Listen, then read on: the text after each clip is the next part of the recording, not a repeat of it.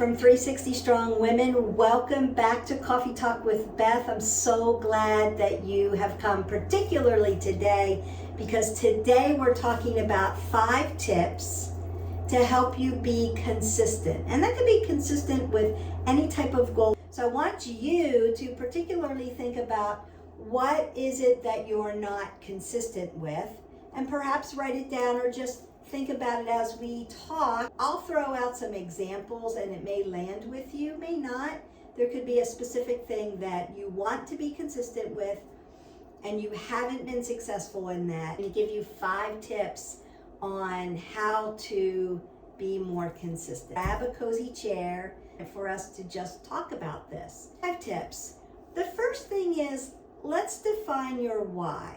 Why is your goal important to you? And reflect on that. You have to figure out what's our why. And once we determine our specific why, then the how, the process, the design of how we get that done becomes a lot easier, less overwhelming. Define your why. Why do you want to be consistent with, and put a name to it? Examples in the wellness wheel would be, why do you want to be consistent with losing weight or maintaining weight? Why do you want to be consistent with eating healthy? Why do you want to be consistent with movement, exercise, mindfulness? Why do you want to be consistent with your self-care routine? Why do you want to be consistent with good sleep?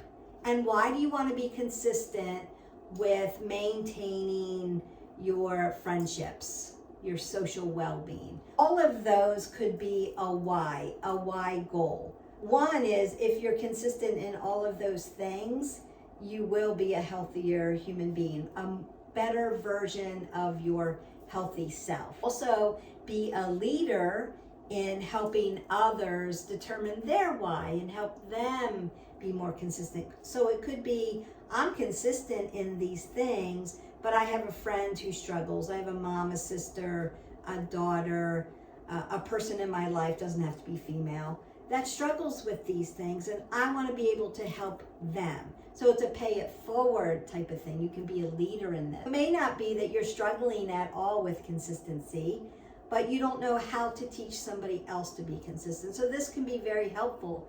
And I would suggest that you subscribe to our channel and like it and share it with others so that they can become the best, healthiest version of themselves as well. One, we have to describe and define our why. After you do that, then we want to create SMART goals. I know if you're in business, you've heard of SMART goals, but you can use SMART goals to help you stay consistent with wellness goals. SMART goals is just a way to break down the particular goal. Say that your goal is, I'm not consistent with exercise. I start out great on Monday, and by Wednesday I'm done, and I don't even move on the weekend. So that could be an example.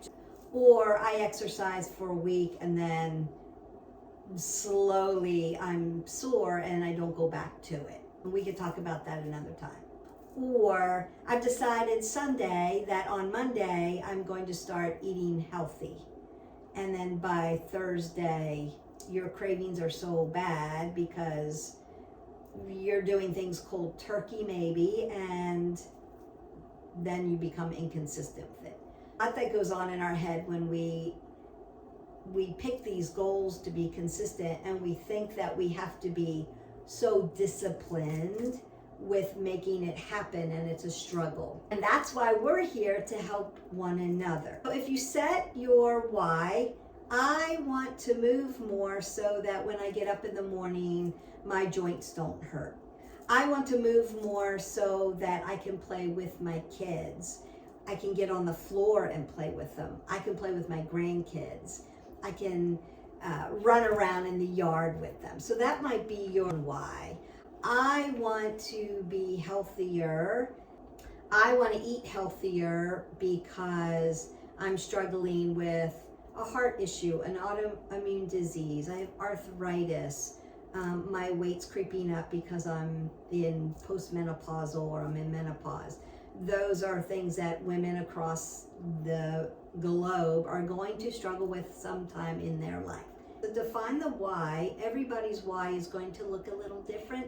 That's okay, and that's what makes it so great, because you can design this especially for you, but then you can help others design for themselves too.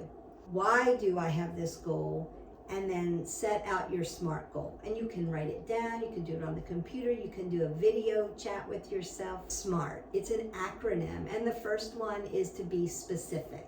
Defining a goal and determining the who, what, where, when, and why for that goal is important, because it's not so broad, it's specific. And you're specific, you're clear about what you want to accomplish. Goals, write everything down, and you can do it for each goal. So if it's movement that you're inconsistent with and you want to move more, be specific about it. I want to get up and walk every morning for 20 minutes or 3 minutes. You decide how specific you want to do that. I want to get up and I signed up for a class and I'm going to show up Monday, Wednesday, and Friday. Be specific about it. I'm going to hire a coach and meet them on Tuesdays and Wednesdays. Be specific about it at this time and commit yourself like you have committed yourself to a very important meeting. It's a specific, I'm going to start eating more vegetables. Then be specific, not just vegetables. I'm going to eat vegetables at lunch and dinner. I'm going to meditate or do some of those breathings. I'm going to put Beth's breathing video up, and I'm going to do it every morning, first thing when I get out of bed, or every night before I go to bed, so that I can have better sleep habits. A lot of things, just be specific about it. So that's the first one. The second one is M, measurable. Quantify the goal, the specific goal that you set. Now quantify it by developing criteria and specify a time frame for it. So make the goal trackable. I'm going to get up every morning and walk for 20 minutes. And when I walk, I'm setting my watch to set the time for me. So when you've set a specific goal, I'm going to walk for 20 minutes, and you've quantified it and you've set your alarms. The next one is achievable, A. Achievable, attainable, you'll see it written a couple different ways. Specific goal that you've set out, that you've written down, and make it a realistic time frame. So I'm not going to just start and say, I want to move more, I'm going to start by walking. I'm going to be specific. I'm going to walk 5 miles every day. If you haven't walked 5 miles yet, that would be not attainable. Put an achievable, attainable time frame or resource. Work toward a goal that is challenging but possible. That's what A is all about. Challenging but possible. Specific, be quantifiable, make it measurable, make it attainable. Let's start small. We're the turtles. We win the race. Slow and steady wins the race. So slow and steady. R is for realistic. This is where you have to get really honest with yourself. You know who you are. You know what you're capable of. I believe in you, but you know who you are and know what you're capable of. You know what your hurdles are. And I would consider, when I set up my SMART goals, I will write down what my challenges are and what my hurdles are. Maybe if you're eating healthy, say you want to eat healthier, and you're a mom and you have a large family and you're responsible for making all the meals, then your family is way against it and they want you to make meals that they're used to eating. We have to make it realistic. How can we How can you make that happen? It would be like waking up one day and deciding, I'm going to be a vegan, and the rest of your family eats meat, and they're like, no way, I don't want to be a vegan. So think about who you are, what you want to do, and what your challenges are. Are you responsible for other people, and how does that work? Do you have to have a family meeting? There are ways to do things like this. Think about what your challenges are and who you are, and be honest about what the hurdles would be. Because there are ways to be successful and overcome challenges and hurdles. Be from point A to point B, this is going to be easy. Remember, life looks messy, it looks all squiggly, it's back and forth, you go back, you go forward, that's life. And so be realistic about that there are hurdles, but there are ways to be creative and conquer hurdles. Last one of the SMART goals. So we're specific, we're measurable, we're attainable, we're achievable, we're realistic, and then we're time bound. Give yourself a deadline. A deadline is not someday. Someday I'm going to be healthy. One day I'm going to be X. Put time bound on it. Make it realistic, not in a week I'm going to lose 50 pounds. It's not going to happen. And there'll be many hurdles, and it could be dangerous if you're doing it that way. Make it time bound by, in 6 months, I want to achieve X, Y, and Z. That's my specific goal. I've measured it out. I've made it achievable, attainable. It's realistic, and now I've put a deadline on it. Deadlines are very big in making consistent goals, because now you've got a deadline.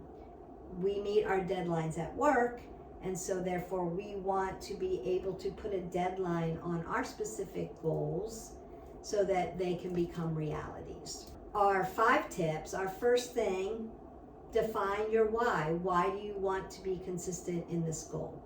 The second is make a SMART goal. Is it specific? Is it measurable? Is it achievable, attainable? Is it realistic and time bound? I've put a deadline on my specific goal. The third thing, give yourself some space and some grace. Have a growth mindset.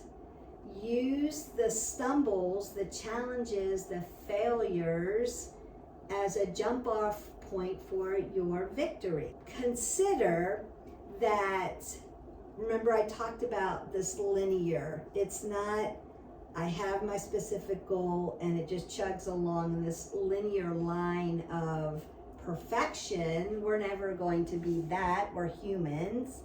And so consider it looks really messy to be successful, and that's okay. A lot of people give up on their consistency because they get so frustrated with the squiggly line, the up and the down, the stumble, the fall, the things that happen. Example, I started out really well, and then something happened in my family and it derailed my focus on that goal. Or I got sick and it took me backwards, right? Things in life are going to happen. I got really stressed at work because I had to meet a deadline, and it took me away from going to the gym. Things are going to happen in life. We know that. Those are those hurdles. Remember to write them down so that your self-awareness is huge. But then give yourself a little bit of space and grace on it. So having a growth mindset versus having a fixed mindset. Our individual talents, our intelligence, our abilities, they can be developed further. That's what the definition of growth mindset people do. So they have these talents, these abilities, this intelligence, but it's not, this is how I was made, this is how I am, and this is all I can do with myself. A fixed mindset. I have these skills, but they can't be developed any further. I don't have the capacity or the ability to learn new things. This is what I have. This is what I have to work with. I hear it a lot.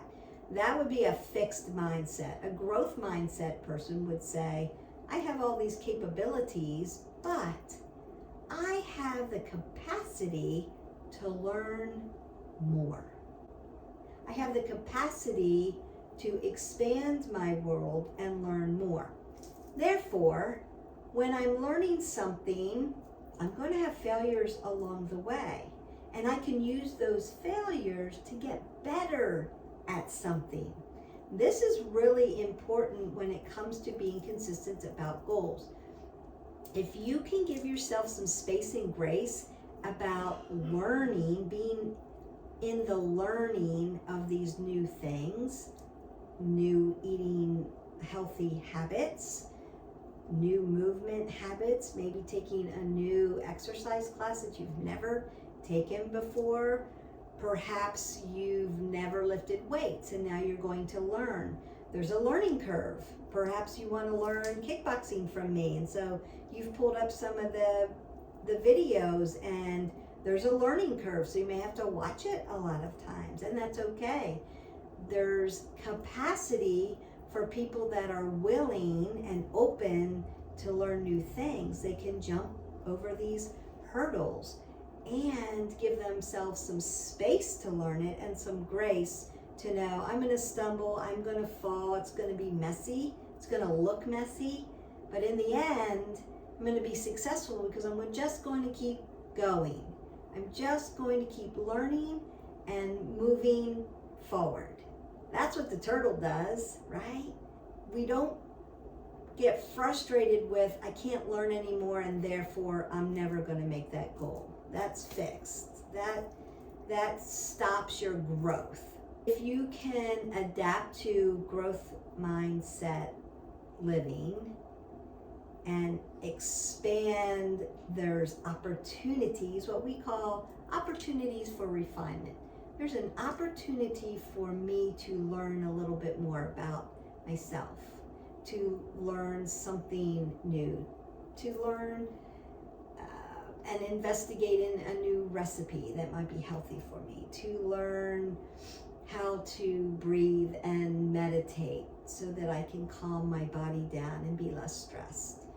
An opportunity to learn how to sleep better, to have better sleep hygiene habits. Those are all learning curves that we can adapt and have the capacity to learn.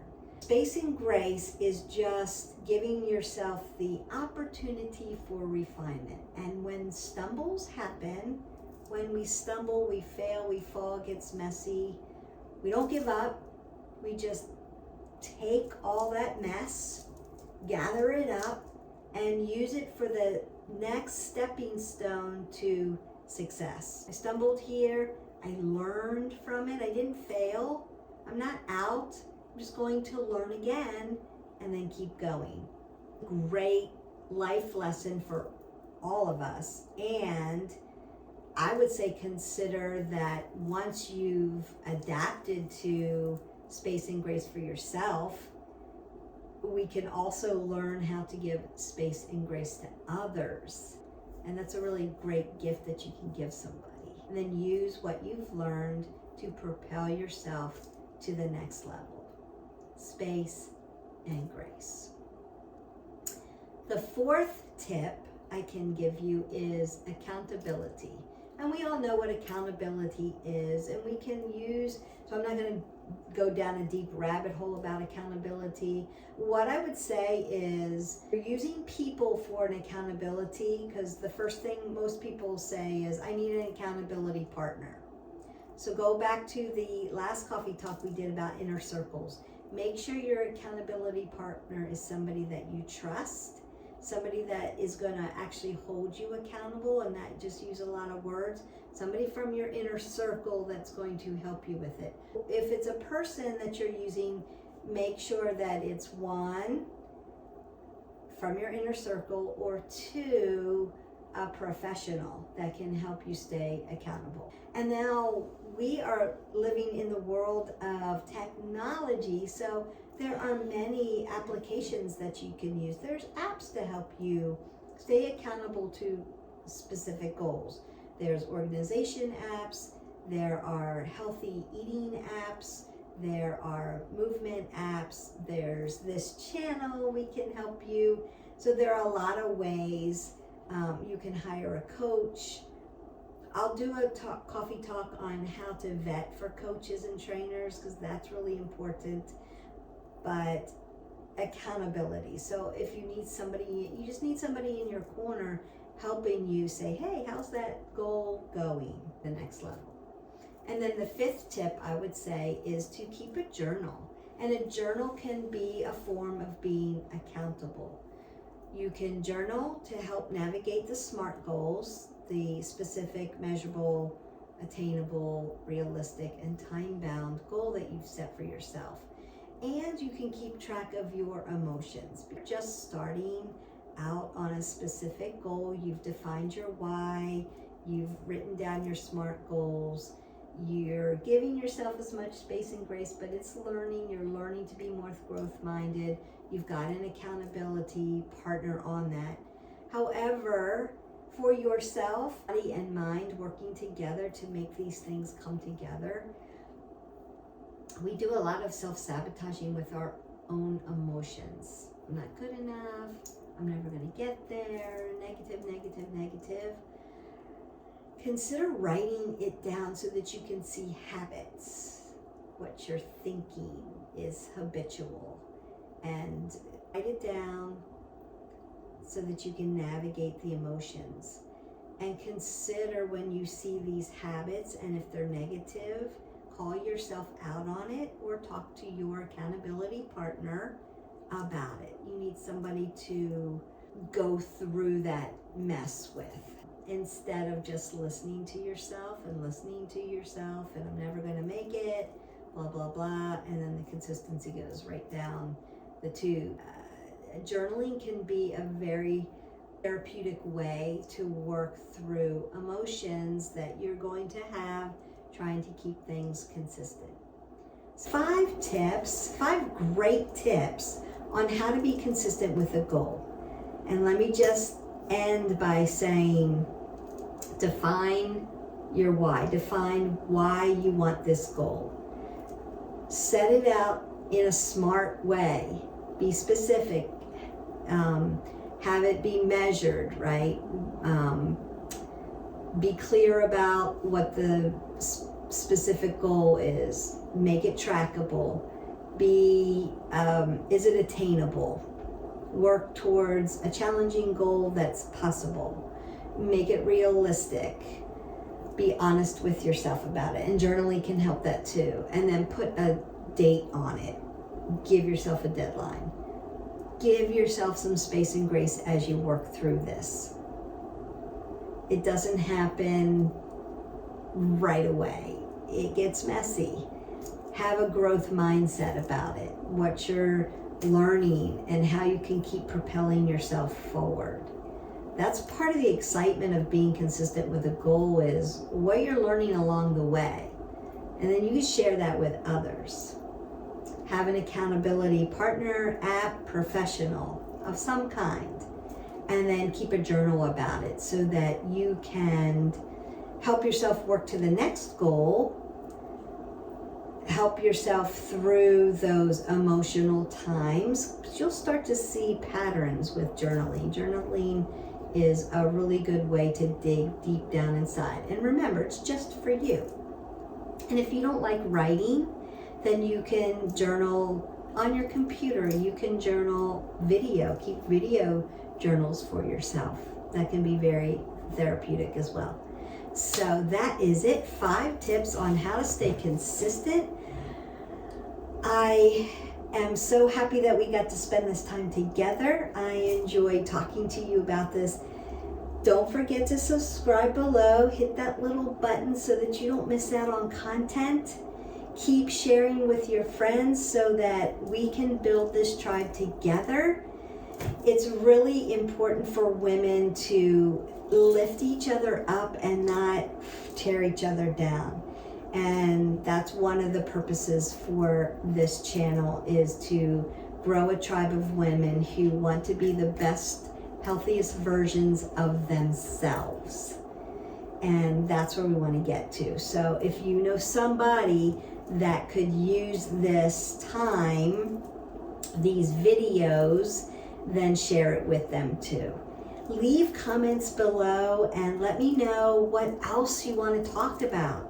There are lots of subjects out there, and be glad to talk about them with you.